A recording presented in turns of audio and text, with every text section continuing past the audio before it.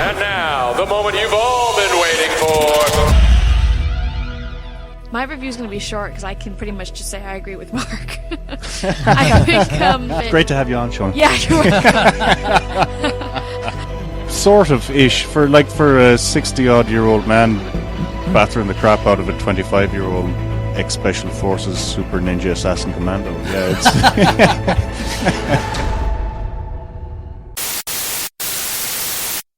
Good evening and welcome to Is It a Bicycle? Season 8, Episode 2, the original and bestest ever TV and movie podcast. My name is Stephen Wrigley and I'll be your host for this evening. Beside me I have a man who says he knows his self-esteem is low when he's rejected by a potential partner and he completely agrees and supports their decision. It's Mike McDonough. Also beside me is a lady who said in some parts of the world it's just rude to be a woman. It's Shona. I love Canada. A fact. Live from Vegas we have a man who this week realised it's not the beer that needs help, it's him. It's Sean, I love cans, Leonard. And in the red corner, it's our cuddly killer, a man who says he can't wait to show everyone in work his new cough. It's Mark, superhero, Leonard. This week, we hope to discuss some movies in the shape of Taken 3 and The Hobbit, The Battle of the Five Armies, and some TV in the form of Mozart in the Jungle. We'll also have some news and some previews in Come to a Bicycle near you. So how are we doing? It's quite a packed show, Steve. It's packed. sure is. Wall to wall. Yep. Got a lot to get through. We are all killer, no filler here at Is It a Bicycle. Absolutely. Sean, I'd like to get your opinion on Stephanie Roach. Why? Just how did you like the way... As like a person? She's very pretty. I would like your reaction to the media's reaction to the award ceremony. I haven't heard a lot of media reaction. I heard a lot of disappointment that she didn't win, that she looked very nice. That's what I know. And she could have scored with many people there. Oh, really? Yeah, I think once again I should have fed you what I wanted you to be aware of before I asked these questions. But I kind of presumed, like the superhero you are, you trawl the internet for injustice against women so that you can rail against it. No, it's cool because I don't have a huge deadline at work next week, so I have loads of free time at work to be spending on the internet. So the Goal of the Year award, the FIFA Puskas award, runner-up, Stephanie Roach. Hey! We're very, very proud of her over here in Ireland. She scored an amazing goal and we're delighted that she was runner-up. Pity she couldn't win it, but you can't always win. And then I noticed that the only thing the media focused on after that was how well she looked and how the boys fancied her. And I said, this is something Shona will appreciate. But obviously, you didn't see the article from Shona, if you dig into it, you'll see that a lot of people on Twitter reckon that she shouldn't have made the finals. Oh, really? And that she was only there because she was female. Mm. Yeah, so there's one for you to dig at and come back and report to us. You know what Shona's doing? What? She's sandbagging us so that her feminist podcast can be all over this shit. Yeah, in the alternate universe where I run a feminist podcast, we're covering Agent Carter this week, Stephanie Roach, and films that don't pass the Bechdel test. Bechdel. You got it. That one. Yeah, the stuff I'm totally an expert in, so I can't discuss it here for legal reasons. So, what do we see this week? I was on a plane. Showing the exact same films that they were showing when I went to Ireland. Oh, right. So right. The choices were diminished, but that was okay. I rewatched Guardians of the Galaxy because of the great crack we had talking about it at the bikies. And then I watched a movie called The Book of Life, which is an animation from last year. You guys heard about this? Diego Luna and Channing Tatum are in it? No. So it revolves around Dia de los Muertos. So there's a bunch of school kids being told some old folklore about Dia de los Muertos and a wager being played out between the forces of the underworld. But it's really all about a love triangle. All love is great. One of the main characters was like, I want to be a singer. And his dad was like, you will be a bullfighter. And I loved it. Honest to God, there was some bullfighting, and I was like, this is class. And there was like, kill the bull. And he was like, I want to sing. And everyone went, you're shit. Will you kill the bull? And he went, no. And then Channing Tatum had this medal that made him invulnerable. So he's kicking loads of people's asses. The point is, I didn't expect to be on a rollicking thrill ride. But The Book of Life it's got a very unique style of animation, and it's well acted, and the music is great. And I'd recommend it to anyone. of all ages. Okay, cool. I should check it out. Sean, you're not as pent up as you were after your long flight over here. I feel like you've talked to more humans than you did last time. I had almost exactly the same conversation with our dad, Sean, many years ago. Only it wasn't about bullfighting, it was about hurling, and it wasn't about singing, it was about anything else. Sorry, Shona, I interrupted you. No, that's okay. She's just saying how calm and relaxed. And I was chilling commenting on how unstarved for human contact Sean seems to be after this flight. Yeah, I went through the sleeping, and then I started my new exercise regime. And I'll be honest, I've been doing some drinking. I have not recovered yet. But I'm going to drink some coffee, and I'm going to pep up when we talk about movies. It's going to happen. Great. Mike, what did you see this week? I saw a Liam Neeson movie, which we missed at the time, called Unknown. What was the name of it? No, you're not getting me again. It's not going to happen. Doctor Who? I got himself and his mother last night. Two in a row. It was just brilliant. Yeah. Smart bollocks. So tell us about it. Poor old Liam gets in a car crash and gets a terrible bump on his head. And when he wakes up, he knows who he is, but it appears nobody else does. So he spends the rest of the movie trying to figure out who the fuck he is. And it's kind of like Taken, only good. It's almost like his identity has been taken. Almost. It was took. Yeah. Snatched, even. Snatched, yeah. Yeah, so I saw that too, by the way, Mike. As a sort of a, TV movie of an evening, well worth a look, I thought. Yeah, past an hour or two. I also watched Cryptid, the Swamp Beast, which was on... This is a series. Of course you did, Michael. Yes, this is a series. This isn't a one-off. This is the nuts thing. This is a series that I think it actually came out last February on the History Channel, and somehow it completely escaped my radar.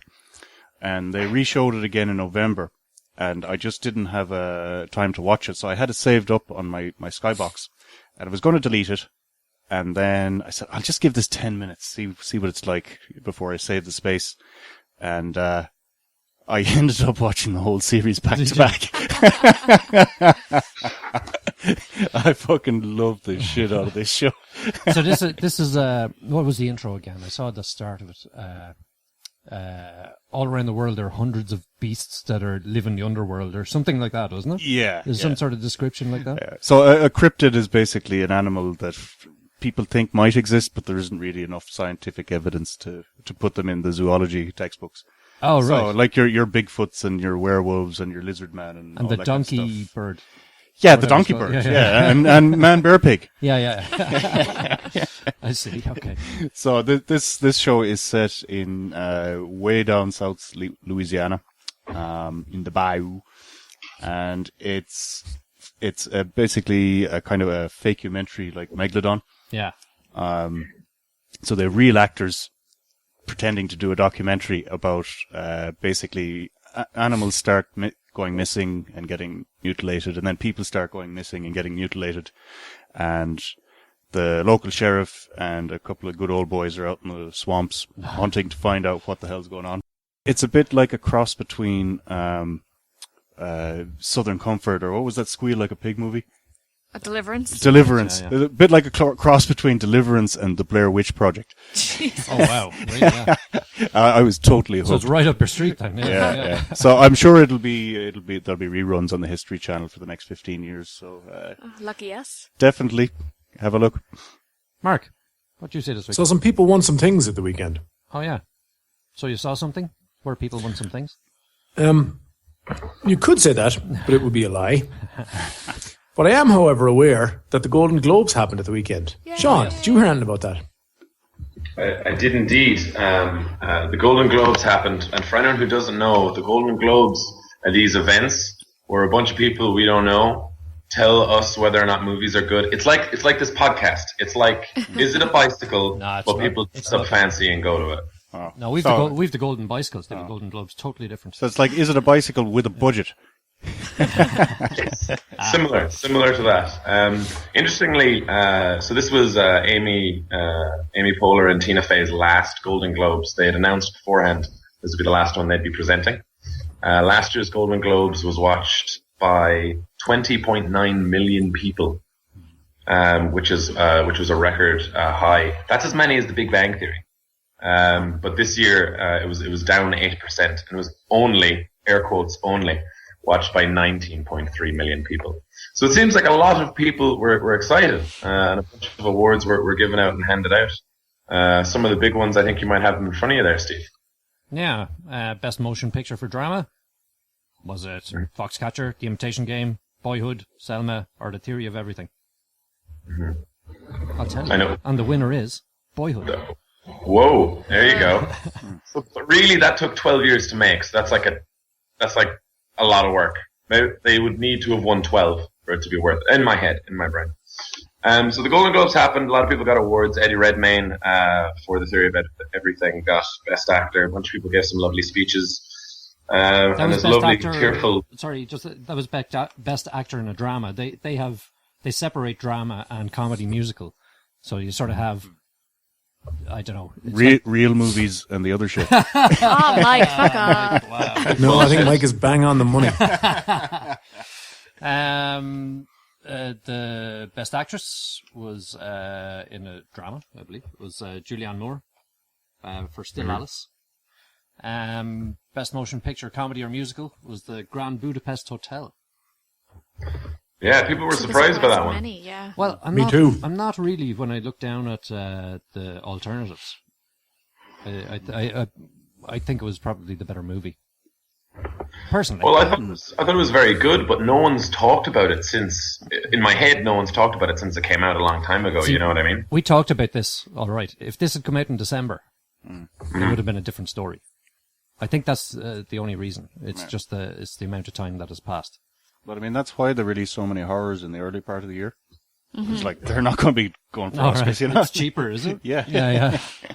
Isn't January just kind of the notorious dumping ground for shit movies? People watch anything in January. Best actor was in a comedy or musical was Michael Keaton for Birdman. Best actress comedy or musical was Amy Adams in Big Eyes. Have any of us seen that yet? Oh God, I hope not. No. Can we avoid that one, please? Why should we avoid that one, Mark? What else was there?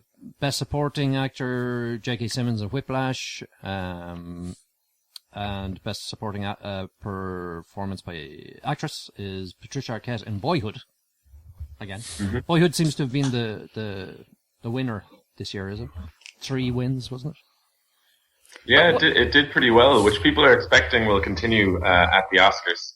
But it would be important to point out that the Golden Globes, a lot of people take them as indicators of who's going to win the Oscar. But Oscar voting closed before the Golden Globes aired. So I'm not really sure if that's true, a correct thing. Yeah. Excuse me. One thing I thought was interesting was Best Animated Feature Film, because we spoke about the Lego Movie, and we spoke quite highly of it. There was The Book of Life was there, Big Hero 6, The Box Trolls, and the winner was How to Train Your Dragon 2, which is excellent. Yeah, it's really I've seen all those movies except Box Trolls, and that's a pretty cracking category. Yeah. Like, that's a bunch of movies I would happily watch again. Best foreign language film was Leviathan. There you go. Oh, we were only talking about Yeah, that. we were, yeah. So that's potentially one of the contenders for an Oscar. And actually, in this category for the Golden Globes, they also have Force Majeure, Touriste, which is the... Force Majeure? It's Is Swedish, it French? Oh. And Ida, the Polish movie, which is... they're sort of the top 3 plus Wild... What was the Argentinian movie? Wild Thing? Something, yeah. Wild Shot? I Wild can't remember. Swans? I don't know. Sorry. But anyway, they're sort of the top 4. But Best Director was Boyhood. Boyhood again, wasn't it? Richard Linklater, Yeah. Best Screenplay was for Birdman. We got to watch that. One big thing people have been talking about a lot since the Golden Globes was some of the jokes they made about North Korea. They had a number of segments where comedian Margaret Cho, who is part Korean herself, came on as a North Korean general / movie magazine editor or critic. So they trotted her out numerous times. She's worked with Tina Fey